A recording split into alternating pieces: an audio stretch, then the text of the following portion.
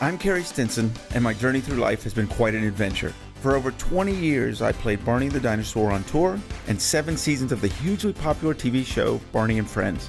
Now my journey is to bring together friends and guests from all over the entertainment world for inspiring and at times amusing behind-the-scenes conversation. I'm Carey Stinson, and this is Purple Roads. Welcome to Purple Roads. My name is Carey Stinson, and I am so glad you're back this week. We have a legend here this week. Sharon, Lois, and Bram. You'll know all their songs, you know all their music. And we have Sharon and Randi here today. Sharon, Randi, how are you? We're great. We're doing okay. Thank you. And you're up in Toronto. We are, and we are still in lockdown, COVID lockdown here, which it's been a long year and a half, and we're grateful to have each other because it helps to make the time pass in a really enjoyable way. Well, and we'll talk about that because I know you've stayed creative during this process, and done some concerts, some Zoom concerts, which I know a lot of people have done, and I know that connects you with your fans. How has that been? It was really lovely to be able to do that, sort of unexpected pleasure, but we did it together with Randi's sons as well. One of whom is a musician, the other's a really good singer. They're both good singers, and a couple of their friends as well. So it was a real family experience, and doing it on Zoom and being able to see the audience with people dancing, father and child dancing together, that sort of thing is significant. It's a pleasure. We only did a couple, but they were great. Yeah, I think it's so fascinating how the creative people really figured out ways. We're so used to being in front of crowds and so used to talking to people, and I think we all kind of found interesting ways to talk to people and communicate and stay connected. Well, Bram had just retired, and we were about to start touring. We had a bunch of concerts lined up, and the pandemic hit, and right at the beginning of the pandemic, we thought we need to do something. So we got on Facebook and we just did a little a cappella live of songs that were familiar. And, thousands of people started saying, when are you going to sing again? And can you do another concert? So we did Facebook for a while, and then we just were desperate to actually see people. And Zoom has become the platform for really connecting. So it's a challenge, and sometimes we'll do little Q&As with people, or an afternoon of requests, just different ways for us to interact in a creative way. It's really, you have to realize it doesn't pay the bills. I mean, when you talk about creative expression, and it's very impressive. Certainly, I see here in Toronto that we have a film industry, and they have found a way to continue to function as a film industry with very serious protocols. So that's a business that keeps going. But the theater industry, the live concert industry, all of that is shut down, and that's a terrible hardship. Some people have the opportunity to do, as we did, some Zoom concerts, which gives you some creative fulfillment. But a lot of people don't. And so there are a lot of people who are hurting during this period. Well, we had another one of your fellow Canadian groups on here, Splash and Boots. And they have done an amazing job as well of finding ways to be creative and stay connected with their fans as well. Right. Yeah. Right. They're lovely. Nick and Tess actually made a special guest appearance at one of the Sharon and Bram farewell concerts, and then Sharon and Bram re-recorded Hey Dum Diddly Dum with them.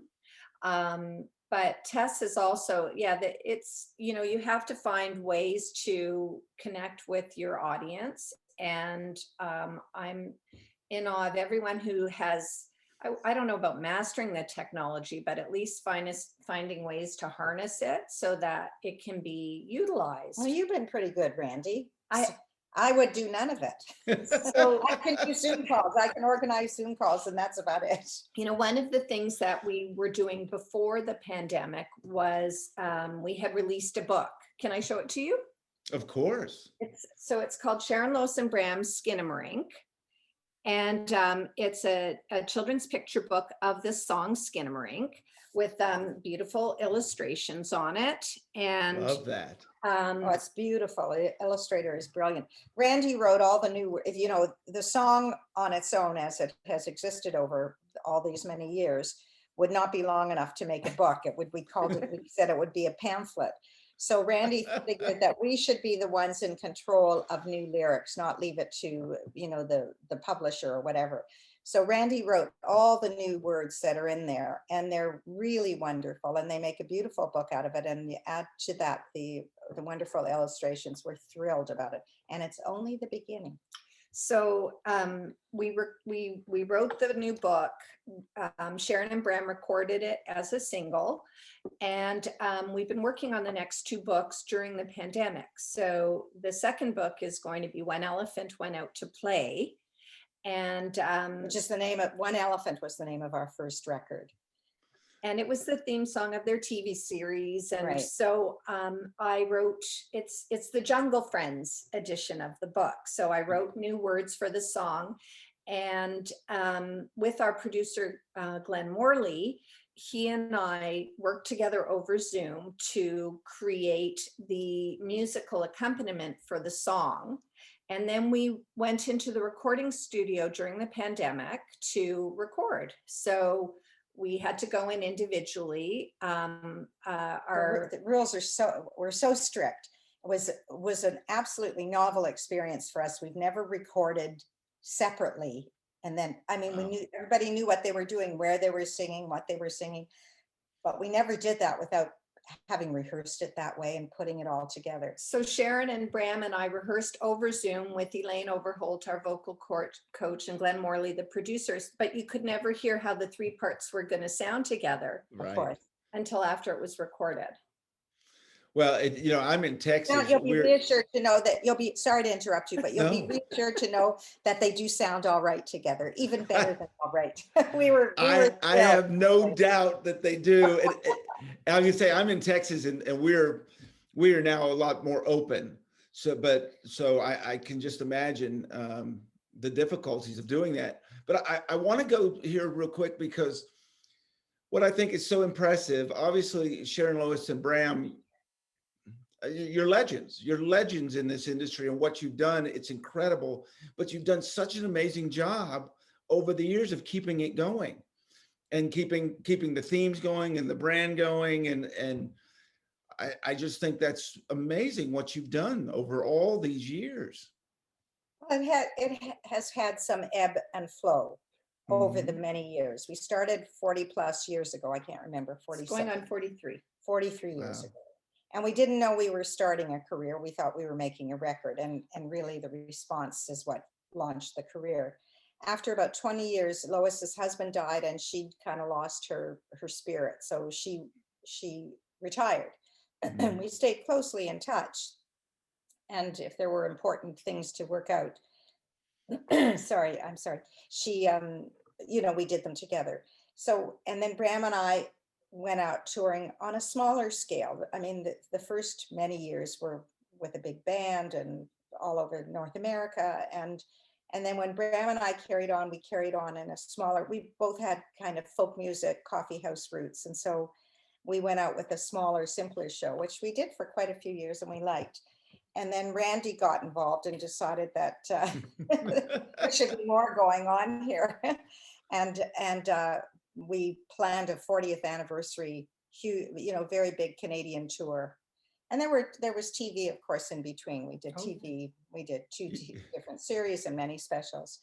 So it wasn't a clever marketing plan that kept it all going. It was just the way our lives evolved. We wanted to sing, we wanted to perform, and finding a way to do that was what mattered. When there was a record industry, the executives loved Sharon, Lois and Bram's music because they called it evergreen, which is every year there's new fans being created. So Right. At their 40th anniversary tour, they were experiencing 4 generations of family members coming to concerts together. They had great grandparents down to the babies. So Bram decided he was ready to retire. Sharon, thankfully, is not. So she and I are just trying to share what could be wrong with wanting to make music with children and their families, to sing together and to share that. So It's the best experience. And it's so astounding to think this past year plus, that you're not allowed to sing. I mean, we can sing with each other Right. because we're in the same bubble, but the idea that children go to school and can't sing, not that they go to school here anymore, they're at home, but I mean, the notion that you can't sing together is sad. Sorry. Well, it's something I did for 20 years, and there's nothing like a live audience, and there's nothing like that interaction. They know all the words, and I know they know all the words to all of your songs. Now, when you started out as individuals. Is that correct? That Sharon, Lois, Yes, and Bram, you were all individuals. we all three, Lois, Bram, and I, were individual singers. We sang in Bram and I sang in coffee houses. We did a lot of singing in schools, and Lois and I worked with preschool children in the libraries, and we were all colleagues. We were friends through a program called Mariposa in the Schools, which put performers into schools on a freelance basis for a day, where you'd sing with 4 or 5 groups of, classes of children. And then we decided to make a record. And I mean, it was a very spontaneous kind of thing, and we hadn't ever performed together. And then we started we shared values about what children should get, and equality, and those kinds of things. And the first time we ever sang together was preparing the record. So it was certainly unexpected. Wow.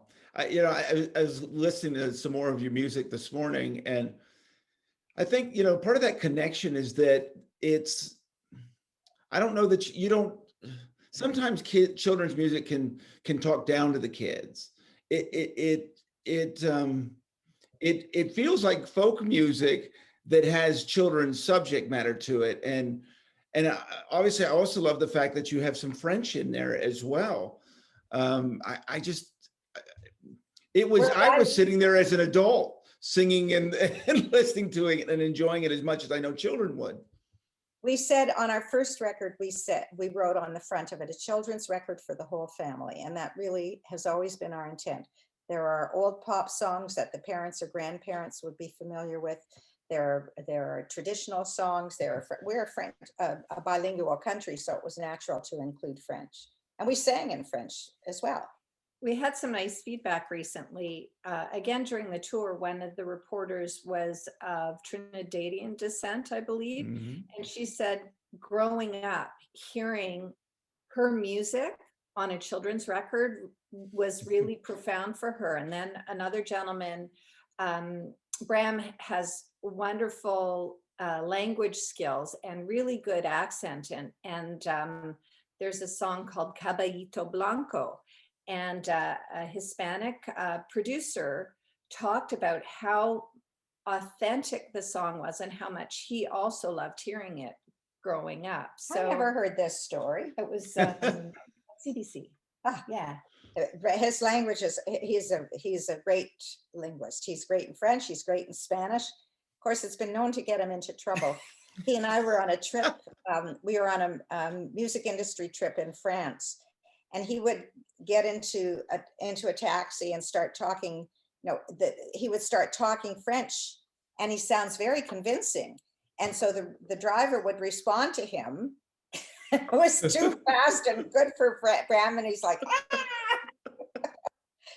Mostly he did beautifully, actually. So Carey, it occurred to me when Sharon, Lois and Bram first started out, they had a mascot who was an elephant.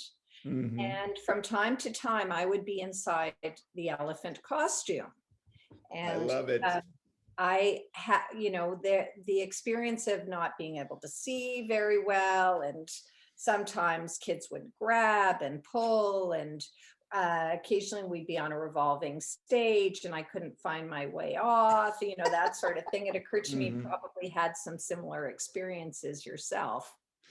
Absolutely, we did. I didn't realize you were in the elephant. Yes, absolutely. I had to learn a lot over the years of seeing and understanding where kids were and all of those things, because these characters, as you know, the kids are real. And so, I didn't have someone holding my hand or anything like that. And so, yeah, you had to really learn to understand a room, and you had to learn the emotions with kids too, because, sometimes kids are shy, so you can't be too big of movements. And then sometimes, so you learn a lot from that. But I love that, Randi, that you did that. You were just mentioning this, and it really, to me, is the key to entertaining kids, and it's the authenticity. Kids can tell that. And I think with your music, that's probably a really big part of why they connected. Obviously, the subject matters as well. But they can tell. They can tell. The attitude. They feel the attitude.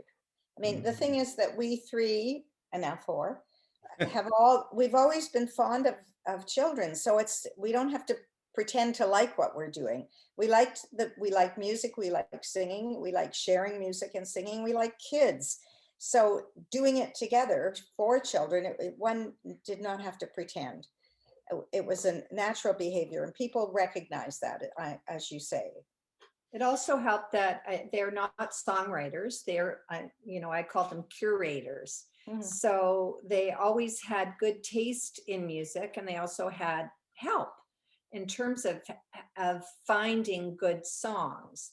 So, She found us some great songs. And my dad did a lot of vocal arrangements for them. And he actually did, from time to time, they hosted the Santa Claus parade. It's like, hey, we need a parade song. So my dad wrote a parade song. And because he was steeped in the folk music industry too, among other genres, he had an amazing ability to make a new song feel like an old song. For sure. And he wrote a song called The Very Best Band, and he wrote it initially for us to record with a band, introducing various instruments, and we sang, and then the instrument would play. It was wonderful. And then he evolved it when we started doing symphony shows. He evolved it for symphony orchestra, and we actually got an arrangement of it that we hated. And so back to the drawing board, and Joe, my late husband, did the arrangement for the orchestra. It's pretty thrilling, to have a song that he wrote, arranged for symphony orchestra, and we performed it. So we had a lot of good help. And we always, in terms of our recording, the work that we did, we always chose the best possible arrangers, musicians. We weren't going to take the cheap way because it was for kids. I mean, we figured they deserved the best that was possible, and we tried to achieve that.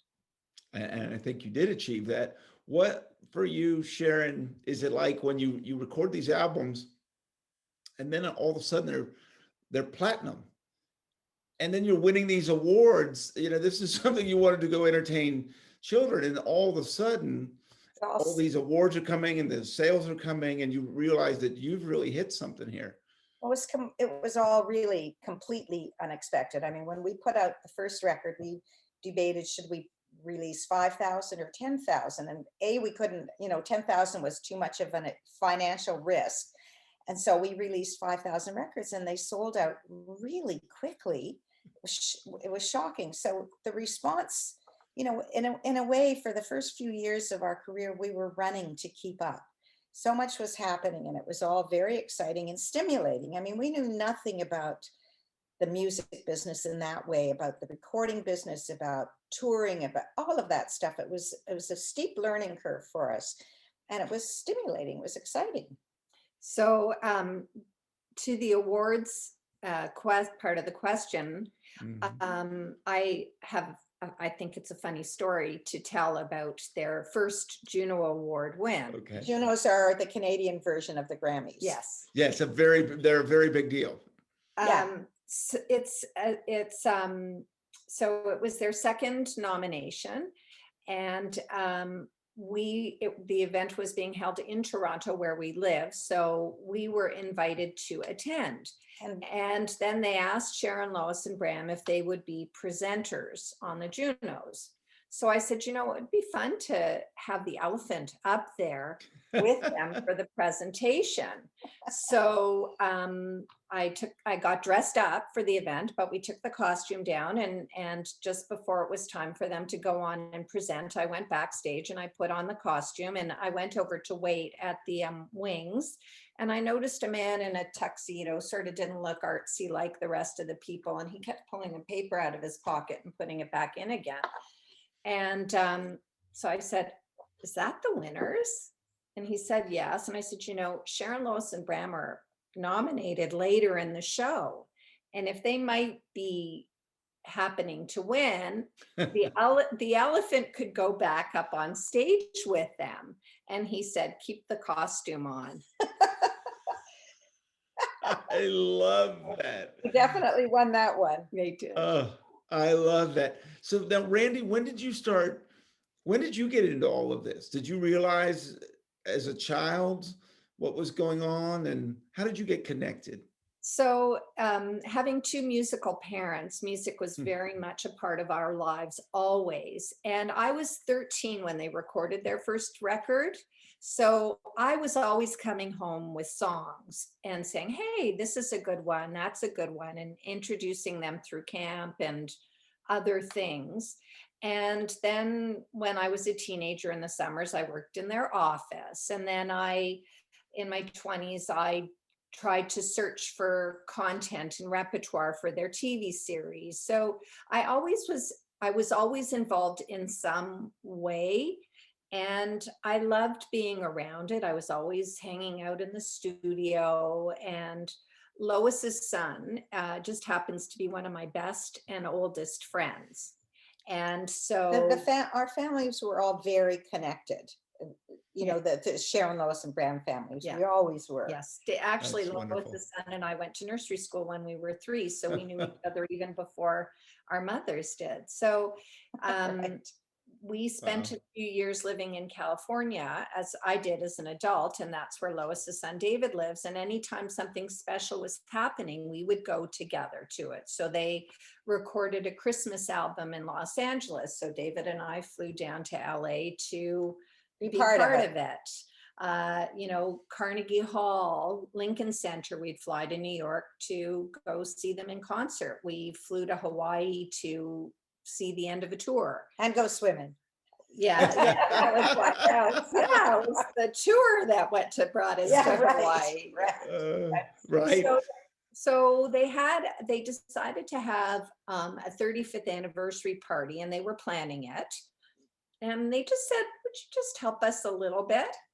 And I ended up, planning it and hosting it. And, I was watching how hard Bram and my mom were working. So I just started, sitting in on meetings.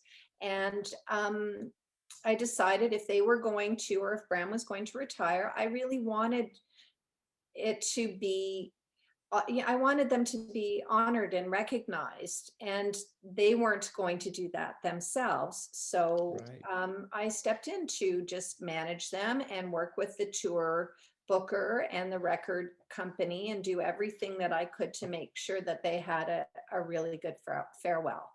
And I think I accomplished it. And it's grown. It's grown. I mean, she's working on 2 books for us now. Bram and I probably would not have moved forward on any of that stuff. So it's great to see it happening without too much energy on us. So Sharon, what is it like working with your daughter? Fortunately, we seem to get along quite well. And when we don't, she lets me know.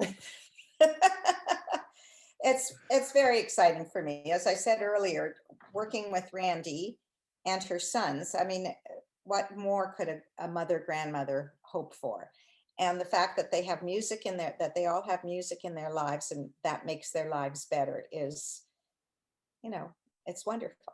So when we did the 40th anniversary tour, we were traveling all across Canada. So it was my mom and I and Bram, and then 3 musicians with us as well. Grant Slater on keyboards, Kirk Elliott on many instruments, fiddle, bass, banjo, and then Steve Heathcote on drums. And they had been performing with Sharon and Bram for 30 of the last 40 years, like a really, really nice, tight, connected group. And I was commenting because Grant just turned 70. Looks 50, turns 70. That even though we, we're flying together and then we're driving to places and then we're, backstage doing sound check, and then that at the end of the evening, we would go to someone's room just to hang out and have a drink maybe and talk about the day and laugh, and just, everyone really enjoyed each other's company. And my mom and I shared a room, like everyone else had their own room, and we shared a room. We're used to being around each other, and it works really well. And honestly, for the most part, she's just very happy for me to, take the lead on things and look after it, so that it works really well for both of us. I'm tired. They would go to one the other rooms, one of the band's rooms. They'd all get together, and I'd stick my head in and say hi and go to bed. Yes. Well, you've been going for a while. It doesn't look like you're getting anywhere close to stopping, Sharon. No, I guess not. I have pretty good energy. Good energy. She just turned 78. Wow. Well, yeah. I can't tell, and I can tell but I can tell you've got a lot of energy. I'm usually pretty good. Yesterday, after a 2-hour bike ride with breaks, I went home and collapsed on my sofa. So the energy has some momentum, and then it runs out. So I learned very early on when I was doing Barney that there's a real responsibility that different than other, if you're just a singer, or if you're singing to adults and things of that nature. There's a real responsibility to kids. I was 23 years old. I had to learn that lesson quick. Back when I was performing, Barney couldn't be tired. He couldn't be sad. He was there to entertain and show love and all of those things. When did you start realizing this was a little bit different than coffee house audiences, and these kids know all your songs and they look up to you and love what you do? First of all, my experience prior to Sharon, Lois and Bram was primarily in the children's arena, in the arena of children's music. So I did sing in coffee houses a bit, but I didn't do a lot of that. But the three of us, we never thought of our music as teaching. We thought about what we were singing because we didn't want to put bad messages out there, but it wasn't to teach arithmetic or spelling, or sometimes there were songs that happened to teach those things, but we chose them because they were good songs. In terms of how you behave with children, I think what happened is just a natural reflection of who we are. We like kids. We understand their needs. And you learn things over time. For example, we used to sing in a cabin in the woods, little man at the window stood, saw a rabbit hopping by frightened. Help me, the rabbit said, or that hunter will shoot me dead. Now that was the song, and we sang it for some years like that. And then in Philadelphia one day, a woman came backstage and she said, in this country, you can't do that. You can't say it and you can't do it because guns are too prevalent.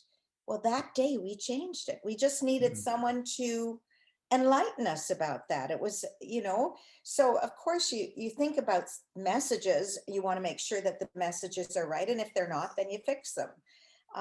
But I think that our relationship with children is just a natural result of who we are. And they also, I know for me, because I was at the merch table during the tour. If they Randi, it sounds like you've done everything. It's true. If they were going to do a meet and greet, they would wait until every person standing in line was finished. And Bram would sometimes say, don't worry, we're gonna meet you all.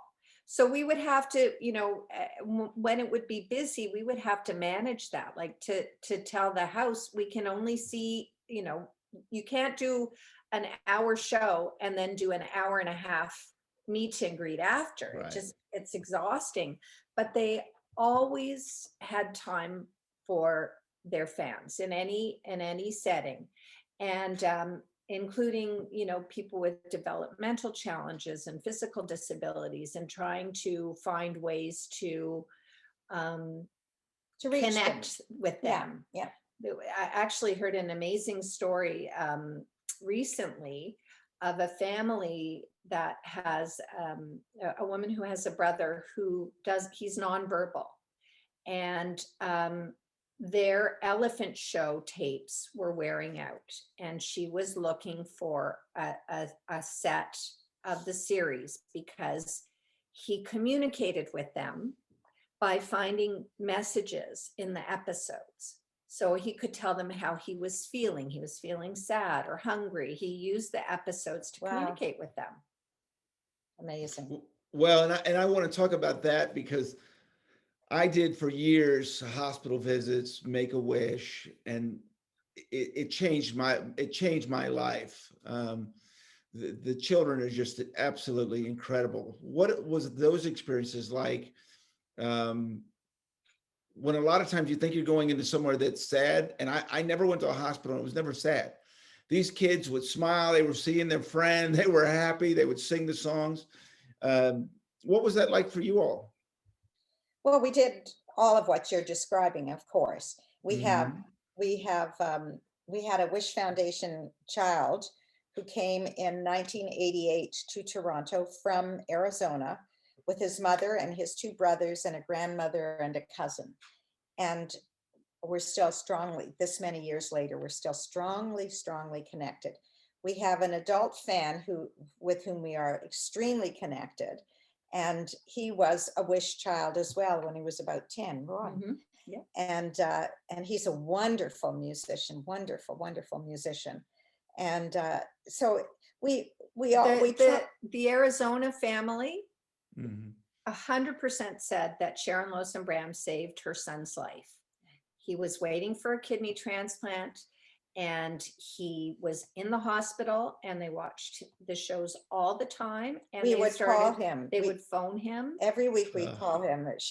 We encouraged them to read because he wasn't a great reader. And the mother loved that we helped with that.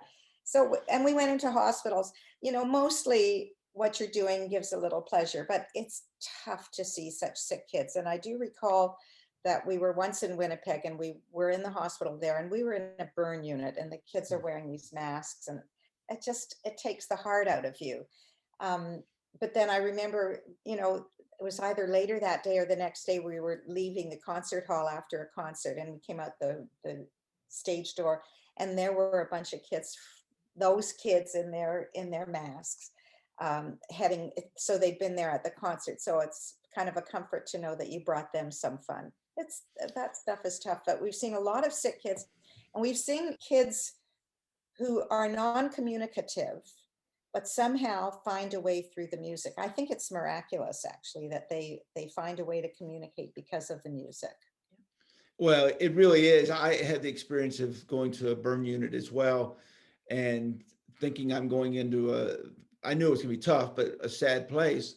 And this little girl singing the "I Love You" song to Barney. And at the end, I blow a kiss, and she says, "Barney, I love you." And I'm thinking, how, and the spirit of these children are just incredible. Yeah. I'm really glad you brought that up, Sharon, because we found with Barney the importance of music. Kids just really respond to music, the singing, the interaction, all of that. What do you think it is about the music that they really just connect with? I don't really know. I mean, I think it's amazing. I mean, I remember seeing really early in our career, someone sent us a video of our record. It was a record still playing on a turntable, and her non-communicative kid was climbing on the chair and climbing on the table to get closer to the music.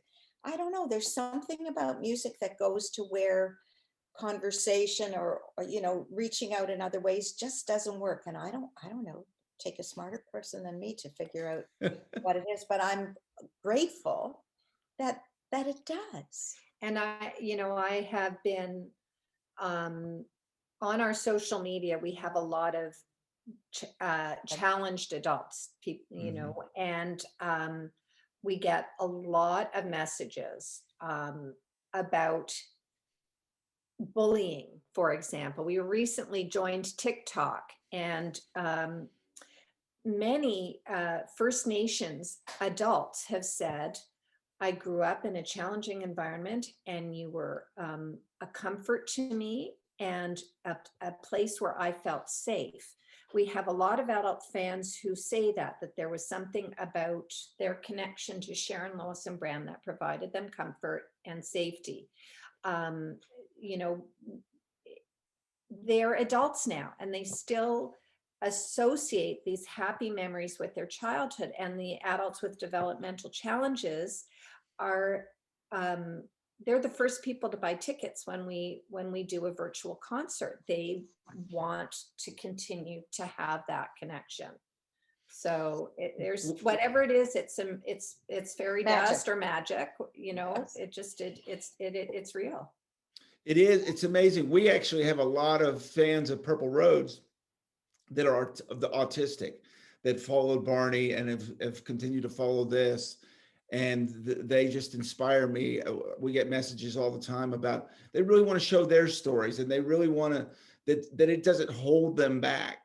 Yeah. And things like Barney and Sharon, Lois and Bram mean the world to them. And I think it's because they get to be them. We don't see them any difference. You don't change the songs, you don't change, everything is the same, and they're treated equally. And I love that you're able to give them that outlet. I have a question for you. Yes. We were talking earlier about the kinds of songs that we've sung. Did you choose the songs, or were they chosen by the production team that you sang, the songs that you sang?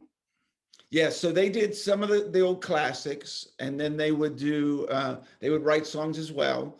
And so when I would go out, like say for a sing-along, we would pick the most popular ones that we would go out and do. And obviously I Love You was always there, but it was really the ones where there was a connection, the hand movements and all of those things that the kids could really relate to. And, I back in my early days, I didn't have kids, and my friends would try to understand it. And I said, there's nothing like singing the I Love You song in front of, 1,000 kids, and they're hugging and kissing their parents. The connection, I don't care what age you are, there's no way that doesn't affect you. Of course, you're absolutely right.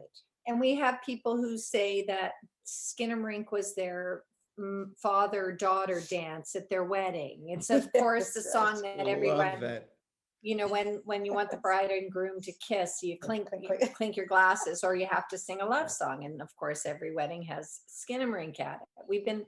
We've been seeing it in Thailand, and we were in Africa just before the pandemic hit, and we were with some friends in a community, and they had been singing it there with them, and we all sang it together. And when we sang I Love You Too, boop boopy doo, mwah, they started laughing and cheering, and then we had to sing the song again so that they could do it with us. It was amazing. Well, and I think you never tire of. I'm sure you feel the same way. I mean, some songs you think, oh, I'm going to do it again, but never Skinnamarink, because it's an example of love and affection that's shared within families to us, all of that. I know you understand that. Well, I do. And not only that, but when you're talking about it, I'm smiling. I can't stop smiling. I think that's what's so great about it, is it just is pure joy. It's just fun and joy. And obviously I love that you're talking about love with that. But, having a song like that, it's just fun, which I think we all need. We needed it then, and we definitely need it now. Exactly. Yeah. Well, you know, there's a Broadway show called Come From Away, which do you know about it? One of my friends is actually in it. She was the voice of Baby Bop, and she is in the touring production of that show. Oh, wow. Which is, she's probably, I mean, there are many productions of it all over the world. Mhm.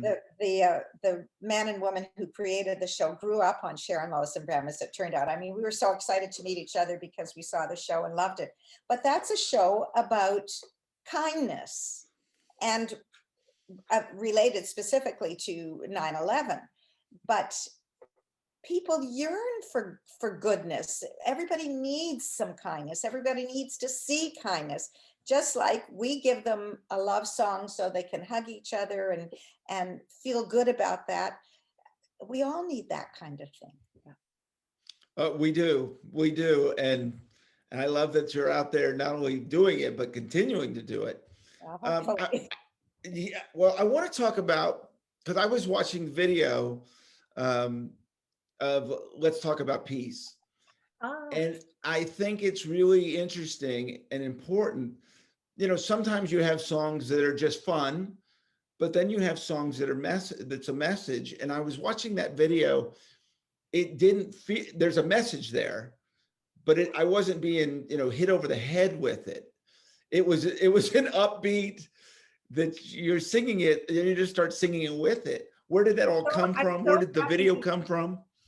I'm really tickled that you watched it.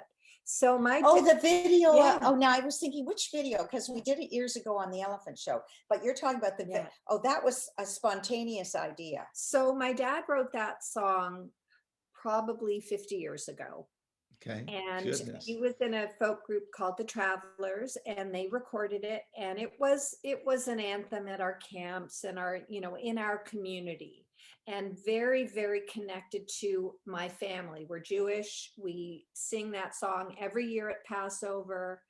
And we love it. And just at the beginning of the pandemic, I was like, I want to do something. And I just started. Bram is my neighbor. He lives 2 doors over. So I love the connection. But we had recorded it already, right? Sharon and Bram had recorded it as a single, and they had performed it all throughout their tour. And in one of the venues, a woman said to me, "We need more peace songs. Thank you for singing a peace song to my children. They need to hear these messages now." So I just started reaching out. So my cousins are in the video, and my kids, and our musicians, and then the people that my mom was talking about, the Wish Kid. He's in there, and a good friend of ours named Josh Loveless, who's with a group called Need to Breathe out of Nashville. I know them. I know them well. And Splash and Boots is in it. Yes, and Nick and Tess said that they would join in. So it was really, and everybody did it themselves from their home because we were all in lockdown. We couldn't get together and have this experience. Yeah. So in their own home, each person or couple or whatever did their thing. Or Colin Mockery from Whose Line Is It Anyway? He had recorded a single with Sharon and Bram, so he and his wife did it. Anyway, we were completely overwhelmed by the response to it. It just, we thought that people would look at it, but all of a sudden thousands of people are sharing it, and on Facebook we were up to like 150,000 views. So that was for us exciting. That was very, very, very cool. Well, it's so well done. It's kind of, once again, it wasn't preachy. It's not preachy. It's very positive, very upbeat. You can tell everyone's enjoying themselves. So I'm going to give credit to a very good friend of ours. Her name is JC Don Valeris. She put it all together, and she is someone who's become a friend. She lives in Nashville. She was a huge fan growing up. She says that her career is a direct result of her first concert when she was 3 years old.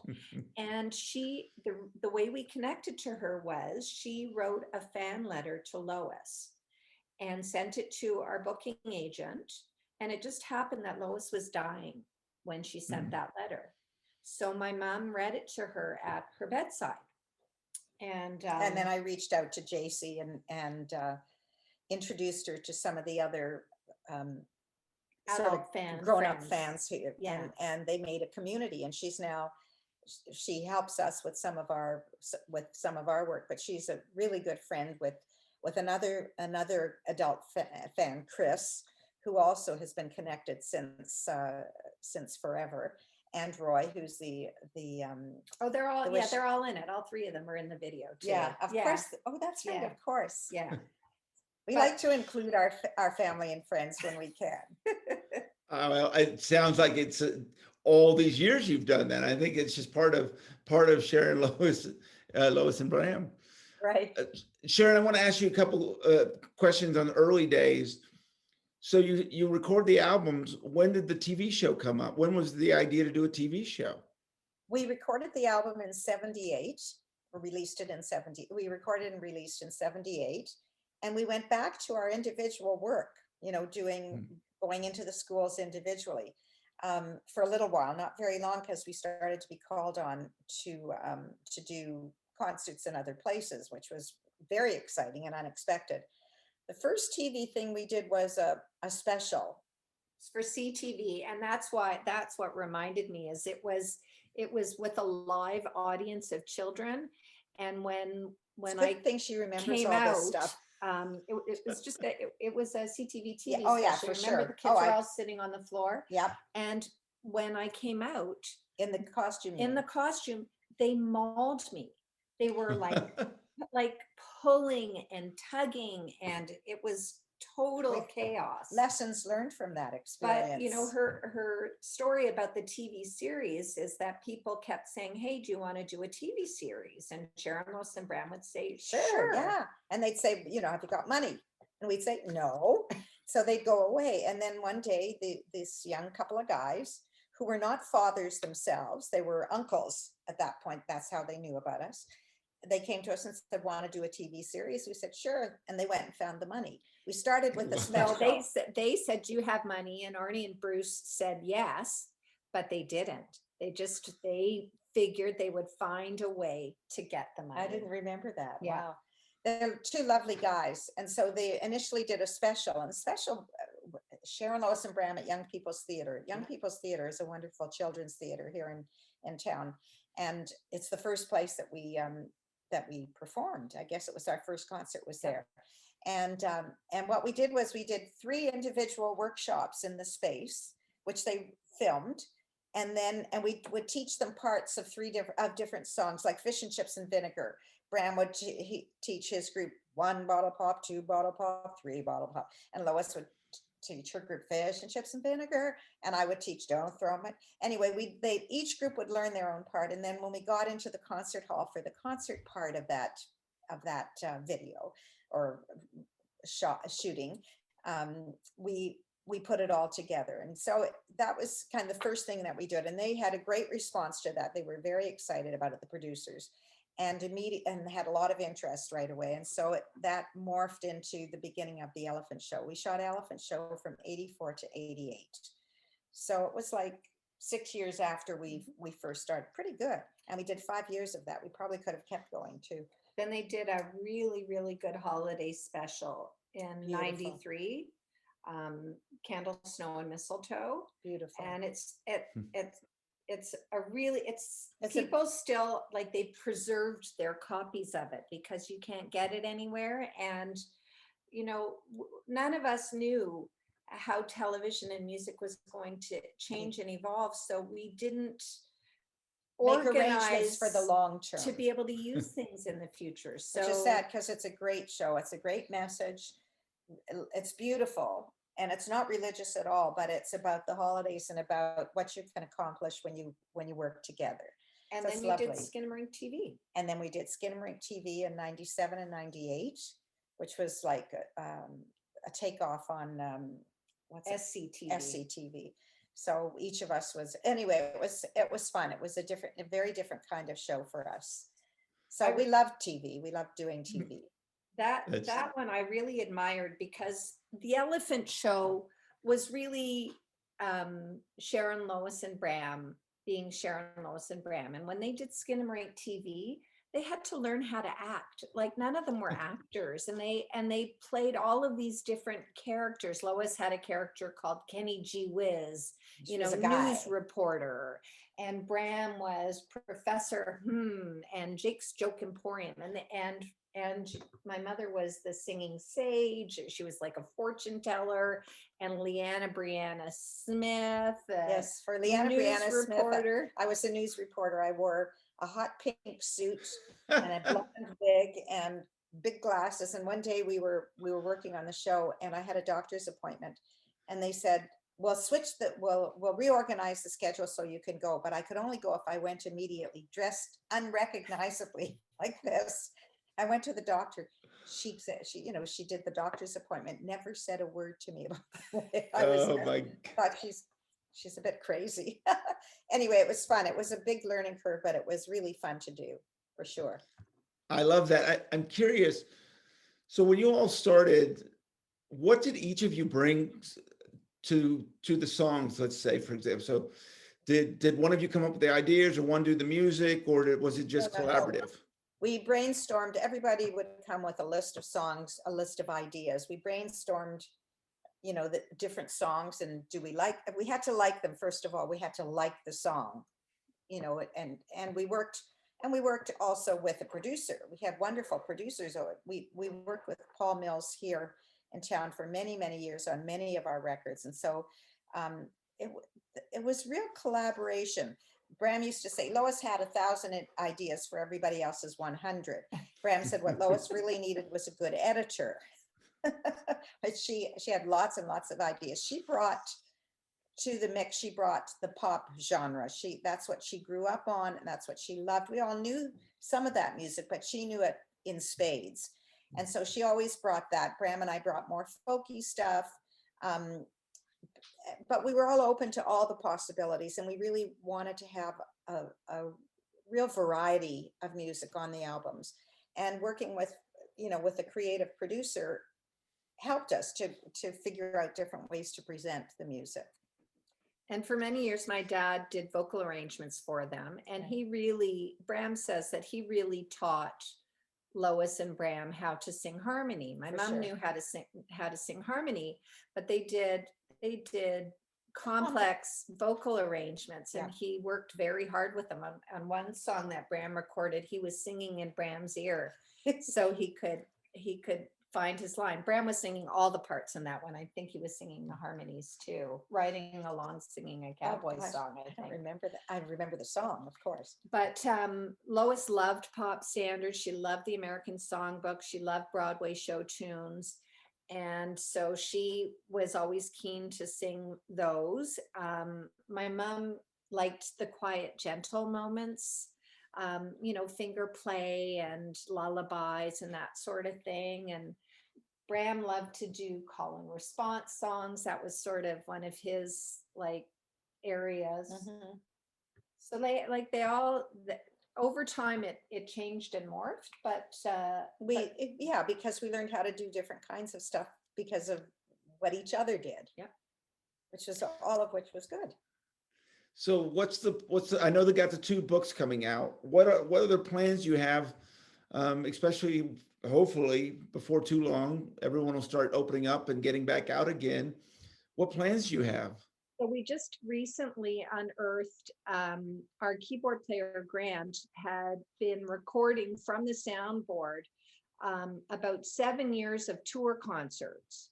So we are listening to those right now and hoping to curate a live album release for the fall. We recorded When Elephant Went Out to Play, so we're going to release that as a single. The first book is coming out. That book is coming out next May, and then the book after that, which is Peanut Butter Jelly. I know that song. I have performed that a couple times myself. Well, it's a big favorite. It's a good one. And that book will come out in 2 years, right? No, it's going to come out in September of 2022. So those are a few months apart. So that's a big deal. We have some gigs that are on hold right now. We're waiting for things to open up enough for us to be allowed to do live music. We've each had our first vaccine here, which is very important. And I'm going to have my second one in the next couple of weeks. Yes, thankfully. Yes. And we're also working on, I've been trying for years to get a producer for a documentary film about the trio, which is really, it's about the trio, but it's about their fans, because I think that they have really interesting fans with interesting stories. And I think it's a nice way to tell the story of the group is through their fans. So I've been working on that, and we are talking about, Coco Melon and Baby Shark and those types of things. We would love to do an animated channel of Sharon, Lois and Bram music. So that's on my wish list as well. So there's no rest. You've got a lot. I hope not. I'm a family lawyer in my other life, and I'm much happier giving music. Joy to children. So, hopefully just keep the legacy going. That's lovely, Randi. Aren't I lucky? You are lucky. You're both lucky to have each other. And it's just been a pleasure to have you both on. Is there any way I could get a little Skinamarink? Oh, sure. Could you sing a little? Yeah. You pick the key. Yeah, just the short version, right? Skinnamarink-y dinky dink, skinnamarink-y doo. I love you. Skinnamarink-y dinky dink, skinnamarink-y doo. I love you. Put up the sun. I love you in the morning and in the afternoon. I love you in the evening underneath the moon. Skinnamarink-y dinky dink, skinnamarink-y doo. I love you too. Boop boopy doo. Mwah. What an absolute pleasure. What an absolute pleasure. Pleasure talking with you too. Yes, indeed. Nice to meet you. Well, it's a pleasure meeting you. Thank you so much. And I will keep an eye out, see everything you've got going on. Thank you. Thanks. Thank you so much for watching Purple Roads. Remember to keep your eyes, ears, and your heart open, and you'll find your purple road. I'll see you next week.